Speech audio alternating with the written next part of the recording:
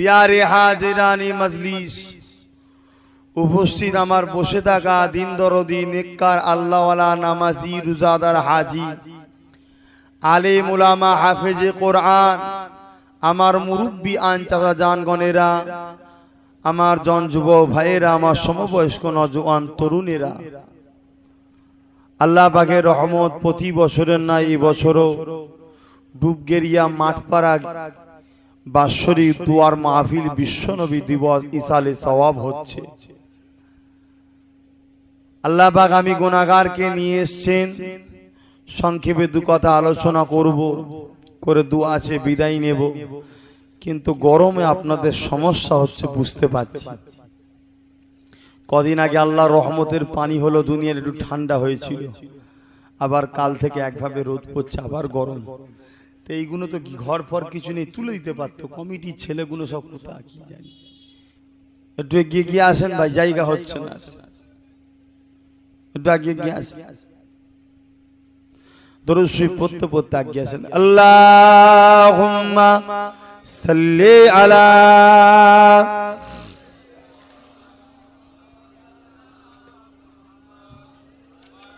আগিয়ে আগিয়ে আসেন।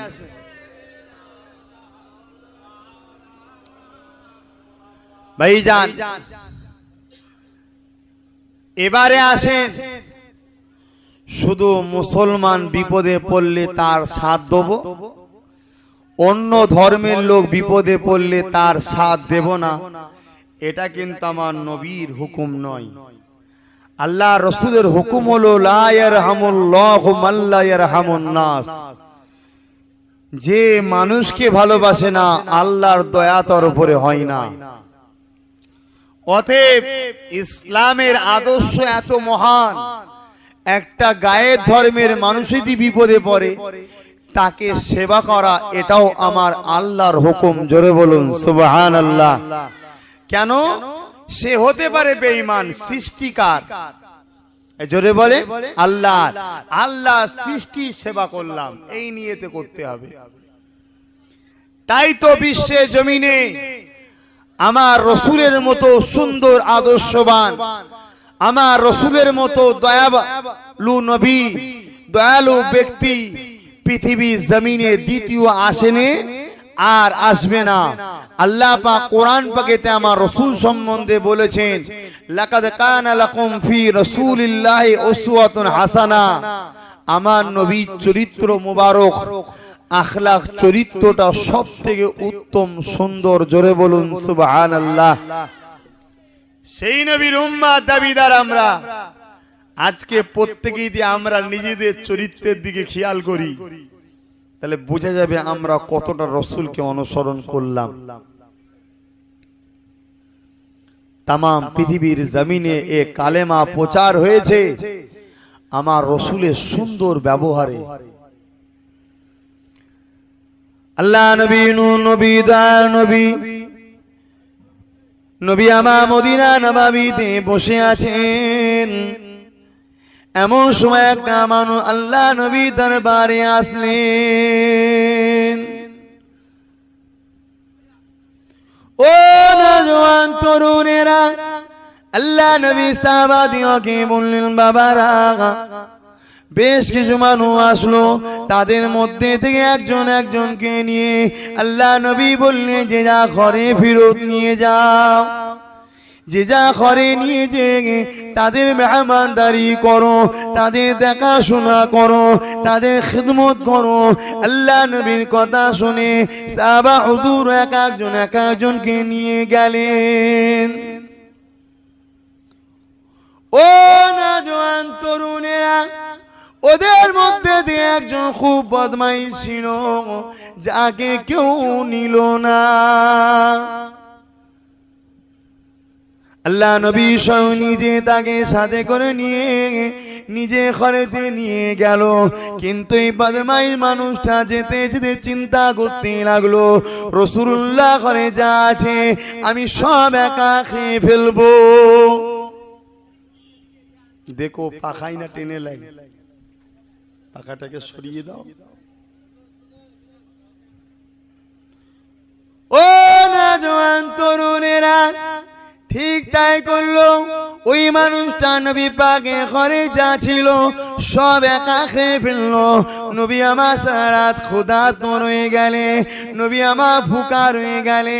ওই মানুষটা লক্ষ্য ছিল আমার নবী পাককে কষ্ট দিয়া, কিন্তু বেশি খাওয়ার জন্যে শারীরিক গন্ডগোল হওয়াতে সারা বিছানাতে নোংরা করে ফেললো। সকাল হবার পূর্বেই মানুষটা পালিয়ে গেল। আল্লাহ নবী কেমন আদর্শবান, কেমন দয়া নবী দেখে, কেমন নবীর সুন্দর চরিত্র দেখে। আল্লাহ নবী সকালে উঠে আফসোস করতে লাগলো, এই মানুষটা কতটা না কষ্ট পেয়েছে। যে মানুষটা নবী পাকে কষ্ট দিল, ওই মানুষটার জন্য আবার আল্লাহ নবী আফসোস করতে লাগলে।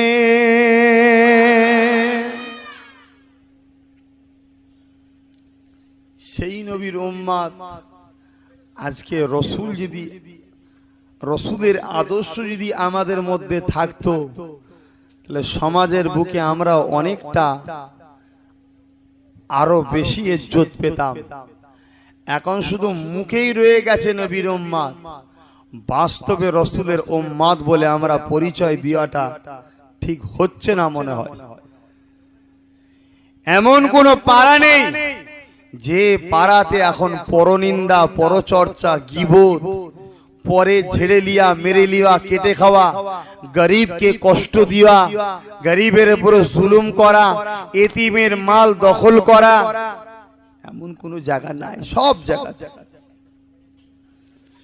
অথচ নবী আমার জানালেন, আমার উম্মতিরা, আমি রাসূলুল্লাহ জানিয়ে দিই, যারা এতিমকে ভালোবাসলো তারা প্রকৃতপক্ষে আমি রাসূলুল্লাহ আমাকে মহব্বত করলো।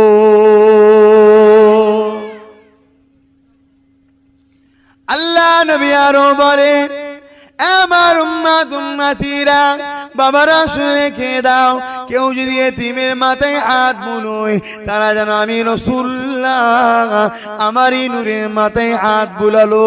কেউ যদি এতিমকে পুরোনা কাপড় দেয়, তারা যেন আমি রাসূলুল্লাহ আমাকে পুরোনা কাপড় দিল। কারা যদি এতিমকে পানি পান করায়, আমি রাসূলুল্লাহ তাদেরকে কাল কিয়ামতের ময়দানে আমি কৌশলের পানি পান করাবো। আমার খুব কষ্ট হচ্ছে, গরম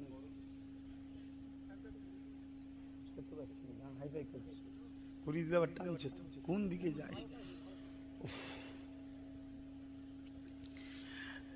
আমার আব্বারা, নওজোয়ান তরুণেরা, এ নবী পাকের উম্মতেরা, এতিমকে দুঃখ কষ্ট দিও না, এতিমকে আঘাত করো না, এতিমদেরকে ভালোবাসো, এতিমদের জন্য চিন্তা করো। নিজে খেলে শুধু এটা চলবে না, এতিমদেরকে খাবার চেষ্টা করো, এতিমদেরকে পরোনা কাপড় দাও। এ নওজোয়ান তরুণেরা, কাল কিয়ামতের ময়দানে আল্লাহ পাক একদল লোককে ডাক দিয়ে বলবে, আমার বান্দা বান্দিরে, তোমরা কোথায় যাবে বলো? তারা বলতে লাগবে, ও রব্বি আল্লাহ পাক, আমরা আপনার জান্নাতে যেতে চাই। আল্লাহ পাক সময় বলতে লাগবে, আমার বান্দা বান্দিরে, দুনিয়া জমিনে আমি যখন খেতে পাই না, ওই সময় তোমরা আমাকে কি খাবার দিয়েছিলে? বান্দা বান্দিরা চিন্তায় পড়ে যাবে, ও রব্বি আল্লাহ পাক, আপনার আবার খিদে কোথায়? আপনি আবার কারো মুখাপেক্ষিত নয়।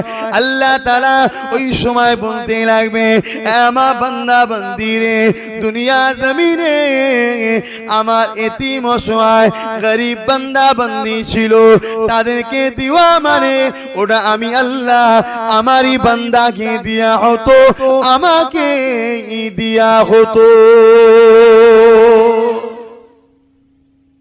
কার জন্য দিতে? আমার বান্দা বলেই দিতে, তো তাহলে ভালোবাসাটা আমার জন্যই হতো। আজকে সেই গরিব অসহায়দের দিকে আমাদের খেয়াল আছে? যে যা শুধু নিজের কথা ভাবছি, আমার ছেলে, আমার ছেলে, আমার ছেলে, আমার ছেলে।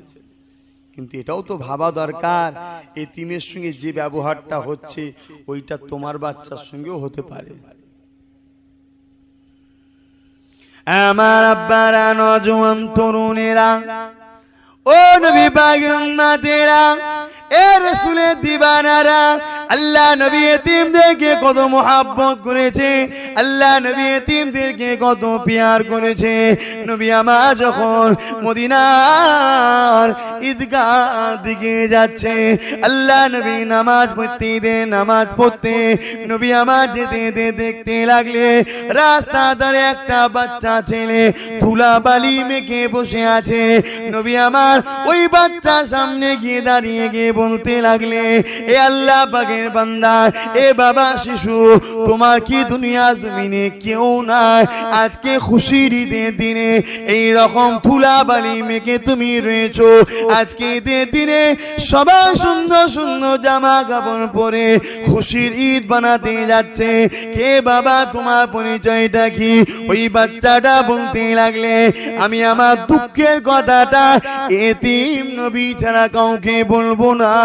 আমার আম্মা যা বলেছে, এতিম নবী ছাড়া কাউকে শোনাতে মানা করেছে, কারণ আমার দুঃখের কথাটা এতিম নবী ছাড়া আর কেউ বুঝবে না। আমার রাসূল তিনি বুঝেছেন প্রকৃত এতিমদের দরদ।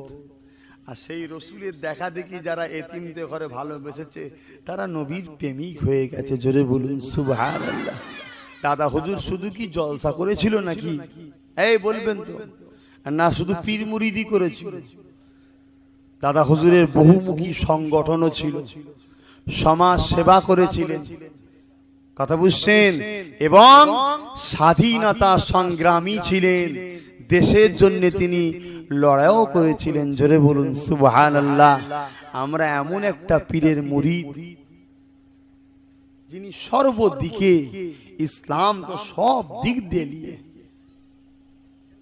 আধ্যাত্মিক ব্যাপারেও আছে ইসলাম, যেমন তেমন দুনিয়াবি আপনি কেমন চলবেন, আপনার সাংসারিক জীবন, পারিবারিক জীবন, ব্যবসায়িক জীবন, রাজনৈতিক জীবন কেমন হবে সব ইসলাম শিক্ষা দিয়েছে। সেই ইসলামের অনুসারী আমরা, আমাদের মধ্যে সবটাই থাকা দরকার। লাগবে না? লাগবে না? আজকে তোমার পীরের বাচ্চা, আমি তোমাদের ভাইজান, আমি যদি তোমাদের জন্য কিছু ভাবি দুনিয়াবি দিক দিয়ে, তাহলে ভাবার অধিকার আছে না? না, যে আমার ভাইগুলো কি করে বড় হবে, আমার ভাইগুলো কি করে ভালো ভালো জায়গায় চাকরি পাবে, আমার ভাইগুলো কি করে রুজির রাস্তা ভালো হবে, চেষ্টা করতে আপত্তি আছে? কথা বলছেন না কেন? আপত্তি আছে? সবকিছুই করতে লাগবে। ইসলাম পুঁথিগত জিনিসের উপরে না। আমার আব্বারা, নওজোয়ান তরুণেরা, ও নবী পাকের উম্মতিরা, আমার রাসূলের দিওয়ানারা, আল্লাহ নবীকে দেখে শিক্ষা নেন। নবী আমার মদিনা নবাবিতে বসে বসে নামাজের তালিম দিয়েছিলেন। নবী আমার মদিনা নবাবিতে রোজার তালিম দিয়েছিলেন। নবী আমার মদিনা নবাবিতে হজের তালিম দিয়েছিলেন। নবী আমার মদিনা নবাবিতে কোরআনের তালিম দিয়েছিলেন, হাদিসের তালিম দিয়েছিলেন। আবার নবী আমার জিহাদের ময়দানে কিভাবে ইসলামের জন্য, হকের জন্য জিহাদ করতে হবে সেই উপকৌশল শিখিয়েছিলেন। তাই আমার নবী পাককে দেখে তাম পৃথিবীর জমিনে আজকে রাজারা, বাদশারা আমার নবীর চরিত্রকে সামনে নিয়ে তারা দেশ চালাতে লেগেছে। এ নওজোয়ান তরুণেরা, বিশ্বের জমিনে আজও পর্যন্ত হযরতে ওমর ফারুকের নাম ছড়িয়ে রয়েছে। বিশ্বের জমিনে যত বাদশা আসুক না কেন, ওমর ফারুকের নাম শুনলে সবাই সম্মান দেয়, স্যালুট করে। হ্যাঁ হ্যাঁ, ওমরের মতো রাজত্ব আমরা করতে পারবো না। এই ওমর ফারুক এই রাজত্বটা শিখেছে কার কাছ থেকে? ওনার উস্তাদ, ওনার মাস্টার হযরতে নবী পাক সাল্লাল্লাহু আলাইহি ওয়াসাল্লাম। কি আদর্শ ছিল ওমর ফারুকের। হুজুর রাত্রিরে ঘুরে ঘুরে ঘুরে ঘুরে ঘুরে ঘুরে সব বাড়ি বাড়ি দেখতো কে না খেয়ে শুয়েছে, কে না খেয়ে শুলো, কে কি কষ্টের মধ্যে আছে, হযরত ওমর ফারুক সব ঘুরে ঘুরে দেখতেন। নেতা তো আল্লাহ জমিনে একটাই ছিল, আমার আপনার নেতা তো একটাই, নবী মুহাম্মদ রাসূলুল্লাহ। ও নওজোয়ান তরুণেরা, সেই নেতা আদর্শতে হযরত ওমর ফারুক তাম বিশ্বের ইসলাম জগতের সম্রাট ছিলেন, ইসলাম জগতের সুলতান ছিলেন, ইসলাম জগতের বাদশা ছিলেন, আমিরুল মুমিনিন খলিফাতুল মুসলিমিন ছিলেন। হুজুর ইচ্ছা করলে আরামে ঘুমোতে পারতেন। এ নওজোয়ান তা না করে হুজুর আমার বালিতে শুয়ে থাকতে, ফাঁকা জায়গাতে এমনি ভাবে শুয়ে থাকতে, পরনার জামা কাপড় ছিঁড়া ফাটা এমন করে পরে ঘুরতে, কেননা কার জিনিস পাবো ওমর ফারুক নিয়ে ব্যবহার করব, কাল কিয়ামতের ময়দানে আল্লাহর সামনে আমি ওমর কি জবাবটা দেবো, এইটাই চিন্তা করতে থাকতে। এই শিক্ষা ওমর ফারুক কার কাছ থেকে পেল? এই শিক্ষা পেল আল্লাহর নবীর কাছ থেকে। বাদশা নেতা তো এইরকম হবে, এইরকম মানুষের রাজত্বে বাস করলেও সুখ শান্তি পাওয়া যায়। ও নওজোয়ান তরুণেরা, আমার আব্বা জানেরা, হযরত ওমর ফারুক এক রাত্রিরে হুজুর আমার যেতে লাগলেন। শহরে অলিতে গলিতে এলাকায় এলাকায় ঘুরে ঘুরে দেখে কোথায় কোন মানুষটা বিপদের মধ্যে রয়েছে। হযরত ওমর ফারুক দেখতে লাগলেন একটা বাড়িতে বাচ্চাদের কান্নার আওয়াজ আসছে। হযরত ওমর ফারুক দরজা করে আওয়াজ দিলেন, আম্মা জান কে আছেন মা? দরজাটা একবার খোলেন মা। কিসের কান্না মা? এই দরজাটা খোলেন মা। ও নওজোয়ান তরুণেরা, কিরকম বাদশাহী করেছিলেন মুসলিম জাহানের বাদশাহ, আল্লাহ নবীর শিষ্য হযরত ওমর ফারুক। হযরত ওমর ফারুকের আওয়াজটা শুনে ওই মহিলাটা বলতে লাগলে, কে আপনি? ওই সময় ওমর ফারুক নিজের পরিচয়টা গোপন রেখে বললে, আম্মা জান আমি আপনারই একটা ছেলে। দরজাটা খুলে বলেন মা, বাচ্চাগুলো কেন কাঁদে? হযরত ওমর ফারুককে বলতে লাগলে, এ আল্লাহ পাকের বান্দারে, আমার স্বামী জিহাদের মাঠে গিয়ে শহীদ হয়ে গেছে, আমার অভাবী সংসার, আমার বাচ্চাগুলো খেতে পাচ্ছে না, ভুকা জ্বালাতে বাচ্চাগুলো কাঁদতে লেগেছে। ওমর ফারুকের চোখ দিয়ে পানি বেরিয়ে যায়। মা একটু অপেক্ষা করেন মা, এখনই মাল নিয়ে আসছি মা। হযরত ওমর ফারুক চলে গেলে বাইতুল মালে গিয়ে নিজে আটা ভুজাই মাথায় তুলে, খাজুরের গুড় মাথায় নিয়ে, খাজুরের বস্তা পাত্র মাথায় নিয়ে হযরত ওমর ফারুক এমন করে রওনা দিলে। সঙ্গে একজন ছিলেন আল্লাহ নবীর সাহাবী, উনি বলতে লাগলে, এ আমিরুল মুমিনিন আপনি নিজে বয়ে নিয়ে যাচ্ছেন, এটা কেমন লাগছে? আপনি আমাকে দেন, আমি মাথায় করে নিয়ে যাই। ওই সময় ফারুক বলেছিলেন, কাল কিয়ামতের ময়দানে এই কাজটা আমি যদি না করি, আমি ওমরের মনে হয় আল্লাহ পাক আমাকে পাপ দেবে, ওই পাপটা তুমি কি বয়ে নিয়ে যাবে? বুঝছেন তো নাকি কি চিন্তা তাদের ছিল? দেখেন আজকে সেই চিন্তা চেতনার মানুষ আছে? বলেন না গো, আছে? আপনাদেরকেও খুব কষ্ট হচ্ছে নাকি? সারা শুই দিচ্ছেন না কেন? আমার তো আলোচনা করতে খুব কষ্ট হচ্ছে, এত গরম লাগছে বলার মতো, জান হাইফাই করছে। আমার আব্বারা, নওজোয়ান তরুণেরা, ও নবী পাকের উম্মতিরা, অনেক বড় কথা। হযরত ওমর ফারুক গেলেন, মালগুলো নামিয়ে দিলেন, আটা তৈরি হলো, বাচ্চাগুলো খেতে লাগলো। খুশি মুখটা দেখে ওমর ফারুক বিদায় নিতে লাগলেন। ওই মহিলা হাত তুলে বলতে লাগলেন, ও রব্বি আল্লাহ, ওমরকে বাচ্চা না করে এই ব্যক্তিটাকে বাচ্চা করতে আমরা আরো শান্তিতে থাকতাম। হযরত ওমর ফারুক কাঁদতে লাগলে ওই মহিলাটা বলতে লাগলে, এ আল্লাহ পাকের বান্দা, আপনার পরিচয়টা কি বলে? হযরত ওমর ফারুক বললে, কালকে রাজদরবারে যাবেন মা, আমার পরিচয়টা আপনি পেয়ে যাবেন মা। অনেক বড় কথা, মহিলা রাজদরবারে এলো। মহিলা দেখতে লাগলেন, কালকে আটা পূজায় মাথায় নিয়ে আমার ঘরে যে গিয়েছিল তিনি অন্য কেউ নয়, তিনি হলেন আমিরুল মুমিনিন খলিফাতুল মুসলিমিন হযরত ওমর ফারুক। এই যে মানুষ বিপদে পড়লে তার পাশে দাঁড়ানো, তার কান্নায় সাথ দেওয়া, এই শিক্ষাটা ওমর ফারুক পেল কার কাছ থেকে?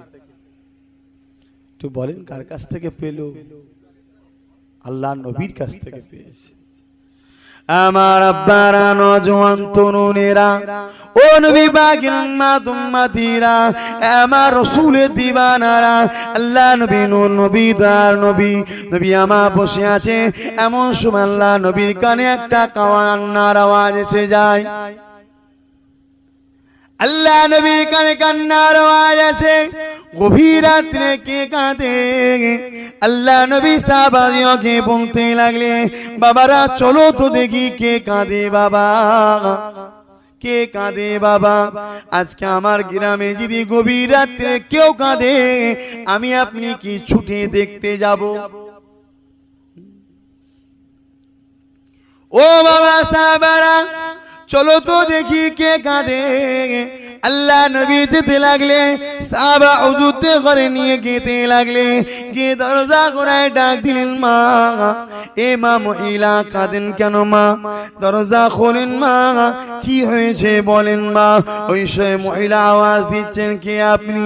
এই গভীর রাত্রিরে কার মনে এত দয়া ময়া? আমি অভাগিনীর খোঁজ নিতে এসেছে। ওই সময় আমার রাসূলুল্লাহ আওয়াজ দেয়, মারে, আমি আব্দুল্লাহর বেটা মুহাম্মদ রাসূলুল্লাহ। ওই মহিলা বলতে লাগলে, ইয়া রাসূলুল্লাহ হাবিবাল্লাহ, বিয়াদবি নেবেন না, আমার মনে চিন্তা হয়েছিল আপনি ছাড়া কেউ নাই, কারণ এই গভীর রাত্রিরে অসহায়ের খোঁজটা আপনি ছাড়া আর কে নেবে? ওই মহিলা দরজা খুলে দিলে। আল্লাহ নবী বলতে লাগলেন, মা কেন কাঁদেন মা?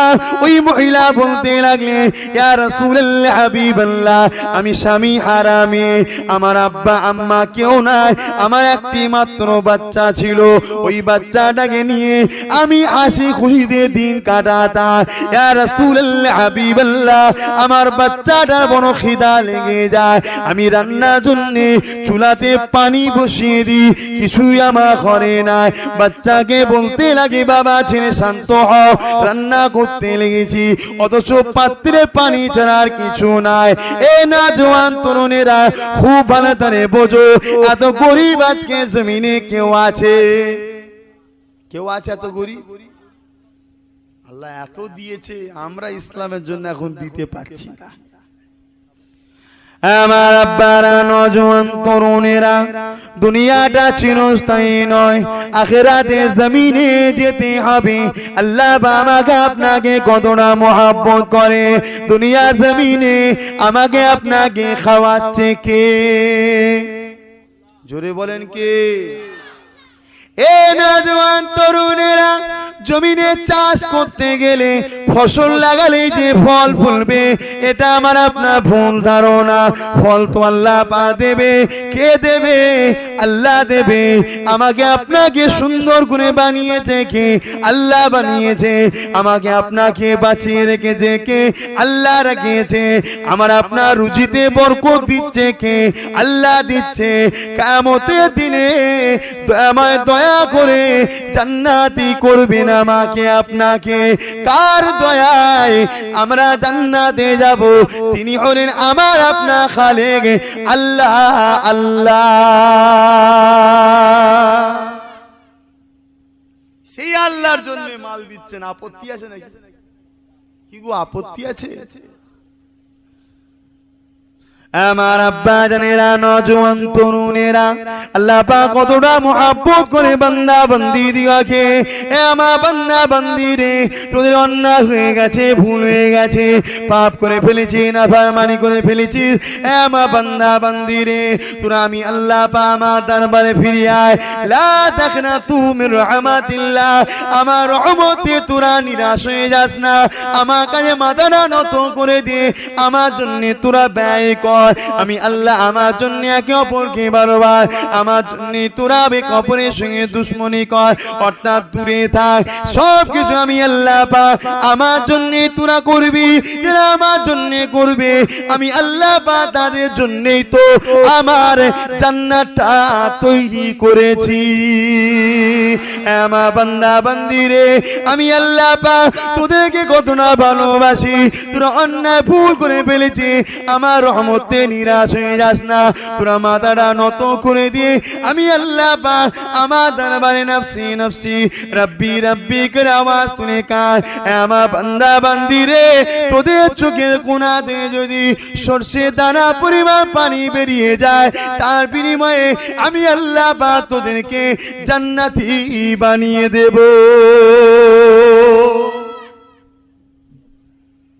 আসেন সকলে একটু নবীকে সালাম দিয়া, নবী সালাম आप सुल्ताने ए मदीना मोहब्बते वही ओ सकीना नूर से मामूर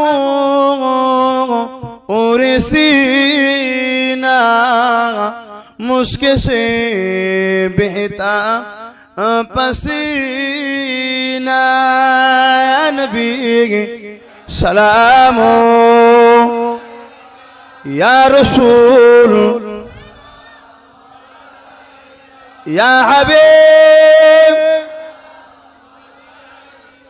सालवातुल्लाह সকলে গায়ে গায়ে বসেন। ইয়া রব্বি বালাগাল উলা বিকামালিহি কাসাবাত দুজা বিজামালিহি হাসানাত জামিউক সালিহি সাল্লু আলাইহি ওয়া আলিহি আল্লাহুম্মা সাল্লি আলা